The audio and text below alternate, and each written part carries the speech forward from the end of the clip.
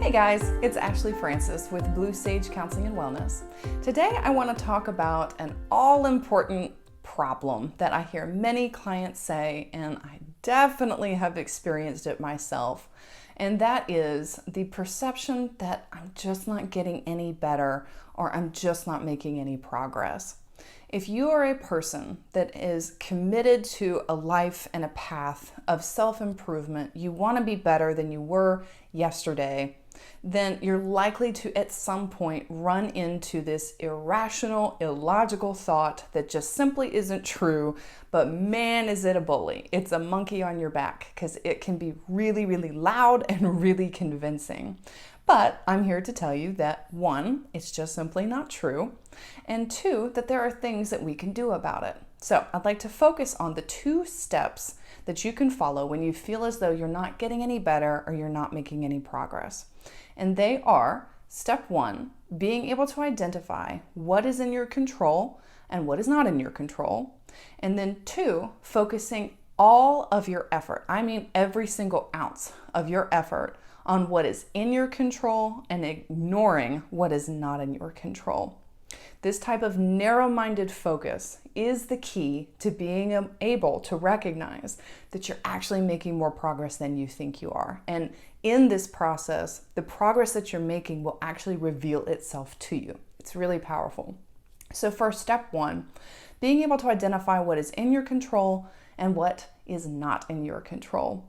So first, let's talk about thoughts, feelings, and actions. So your thoughts and your feelings are spontaneous occurrences for the most part. In other words, in this context, what we mean is that they seemingly can come out of nowhere.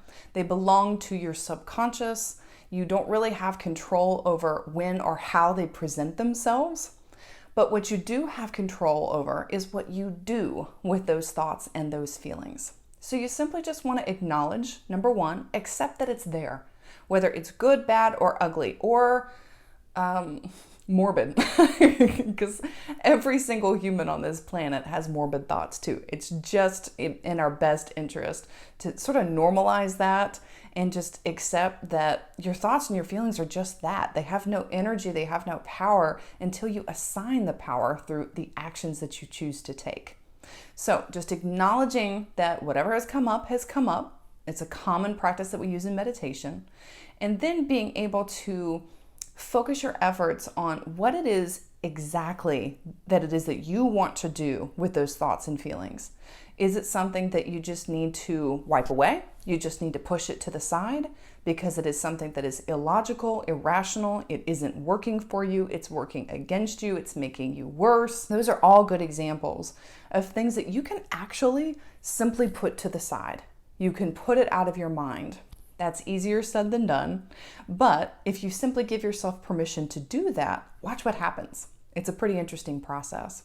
That way, it frees you up to be able to focus your efforts on what it is that you can control, which is the actions, the plans that you need to put together in order to execute, to get you to the place that you want to be in order to achieve your goals. Once you've decided what is in my best interest, what is going to help me reach my goals in the best way, then you want to put all of your energy and attention on that.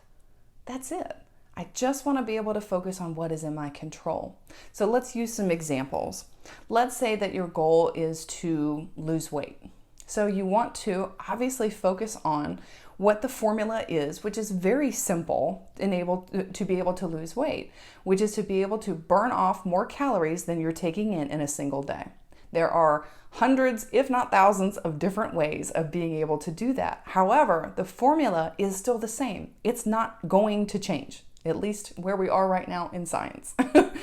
It's just not going to change. So if you've got that caloric deficit, however you choose to do it, then those are the action steps that you're taking to be able to achieve that goal. You want to put all of your energy and attention in on what those action steps are. So I'll use myself for an example. Right now I have chosen to try intermittent fasting, and it is grueling.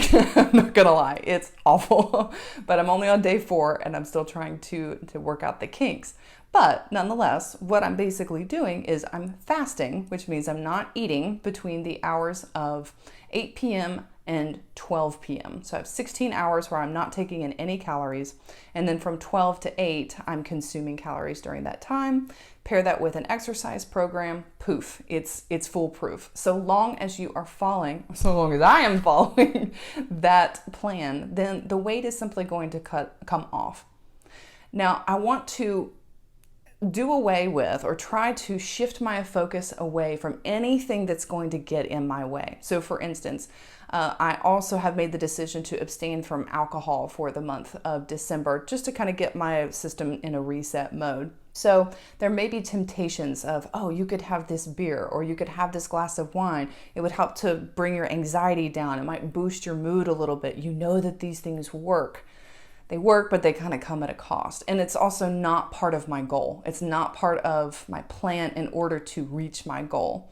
So anytime that I have a craving for alcohol to self-medicate, because in this example, that's what's happening here, I simply have to push that thought out of my mind and focus on what it is that is in line with my plan, what it is that I can control. I can control my commitment to my plan. I can control what I'm putting in my body, how I choose to move my body, and when to say no. That when I'm having a craving, I make the advertent effort to not give into it. I don't have to do that. And it is a mindset that gets stronger over time. And the more that you're able to do it, the more it becomes reinforced. And the biggest thing is to be able to keep with it even when it's the hardest. It's really challenging to be able to change any type of behavior. Simply because it takes so long. We're humans and we're sort of conditioned for this immediate gratification, especially in this day and age. And if we don't get our results automatically or immediately, we're giving up, right? Well, some things are just not designed that way. And this is definitely one of those things. So being able to stay the course and to be able to kind of have this blind trust that if I stick with this formula because I know that it works, it hasn't worked yet, but I know that it's going to, I have faith and I have hope that it is going to work, then lo and behold, it will. And then when the results start to come, the results are then reinforcing to keep going and have more results. So the same thing can be argued with behavior change as well. If you are codependent, or if you are dealing with issues of anger, if you are trying to work out issues with a family member, make your plan either by yourself through self-improvement or self-help, or with your therapist, or do it on your own. Make your plan that you are hopeful and faithful can work, and then marry yourself to it. And even when it gets hard, you still need to have that blind trust. I know that this is a formula that works. You may need to do some research to figure out what that formula is on the front end. But once you've identified it, marry yourself to it like none other. And anytime you have a distraction or a temptation that you know that is not consistent with your plan, simply getting in the habit of being able to put it to the side. One of the mental exercises that I like to use for this is kind of imagining that you have a screen in front of your face that has some sort of representation of what that temptation is. It could be a word, a phrase, a picture, a person, just something that you can visualize right in front of you. And then you want to visualize swiping it away. So you can actually, sort of like dating apps, you can envision that you're swiping it to the left to do away with it and swiping it to the right to be able to give into it, or to give air or energy to that thing. So right swipes are things that I want to give my attention to. Left swipes are the things that I don't want to give my attention to. Again, easier said than done, guys. This is really, really, really hard stuff. So give it your best shot. Let me know how it goes. Tell me in the comments, book an appointment with me, book an appointment with your therapist, whatever works for you. Just start to try and see how it goes. Okay, so that will do it for today's video. Give us a like if you like the video, and also subscribe to our channel to see more videos like this. Take care.